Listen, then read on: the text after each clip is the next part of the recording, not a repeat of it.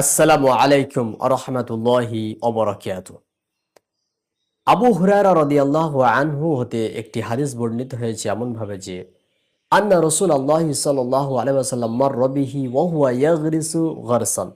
একদা আবু হুরায়রা রাদিয়াল্লাহু আনহু তিনি একটি গাছ রোপণ করছিলেন আর রাসূলুল্লাহ সাল্লাল্লাহু আলাইহি ওয়াসাল্লাম তিনি তার পাশ থেকে যাচ্ছিলেন।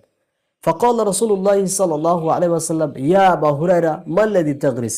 রাসূলুল্লাহ সাল্লাল্লাহু আলাইহি ওয়াসাল্লাম প্রশ্ন করছেন, হে আবু হুরায়রা, তুমি কি রোপণ করছো? কুলতু গরাসান লি। তখন আমি বললাম, ইয়া রাসূলুল্লাহ, আমি একটি গাছ রোপণ করছি। ফাকাল রাসূলুল্লাহ সাল্লাল্লাহু আলাইহি ওয়াসাল্লাম আলা আদুল্লুকা আলা গরাসিন খায়রি লাক মিন হাদা। হে আবু হুরায়রা, আমি কি তোমাকে এই গাছ রোপণ করার চাইতে আর উত্তম একটি রোপণ সম্পর্কে সংবাদ দিব না? কুলতু বালা ইয়া রাসূলুল্লাহ। তখন আমি বললাম, হে আল্লাহ রাসূল, আপনি বলুন সেই উত্তম রোপণটি কি? ফাকাল রাসূলুল্লাহ সাল্লাল্লাহু আলাইহি ওয়াসাল্লাম কুল। তখন রাসূল সাল্লাল্লাহু আলাইহি ওয়াসাল্লাম তিনি বলছেন, হে আবু হুরায়রা, তুমি বলো সুবহানাল্লাহি ওয়ালহামদুলিল্লাহি ওয়ালা ইলাহা ইল্লাল্লাহ ওয়াল্লাহু আকবার। তুমি এটি পাঠ করো।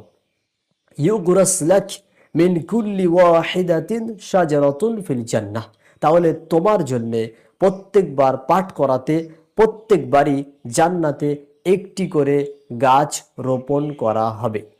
এই হাদিসে রাসূলুল্লাহ সাল্লাল্লাহু আলাইহি ওয়াসাল্লাম তিনি আবু হুরায়রাকে জিকিরের সম্পর্কে বললেন এবং তার ফায়দা বললেন। তার একটি জিকির সুবহানাল্লাহি ওয়ালহামদুলিল্লাহি ওয়ালা ইলাহা ইল্লাল্লাহ ওয়াল্লাহু আকবার। এটি যদি কোনো ব্যক্তি পাঠ করে তাহলে সেই ব্যক্তির জান্নাতে প্রত্যেকবার পাঠ করার সাথে প্রত্যেকবারই একটি করে গাছ রোপণ করা হবে। জান্নাতে আপনার জন্য গাছ থাকছে, আপনি জান্নাতে যাবেন, সেই জান্নাতে আপনি আগে থেকে নিজের গাছ রোপণ করছেন এই জিকিরের মাধ্যমে। হাদিসটি উল্লেখ করা হয়েছে ইবনে মাজার মধ্যে, হাদিস নাম্বার 3807। আমরা চাইব এই আমলটি বেশি বেশি করে যেন আমরা নিজেদের জীবনে করতে পারি।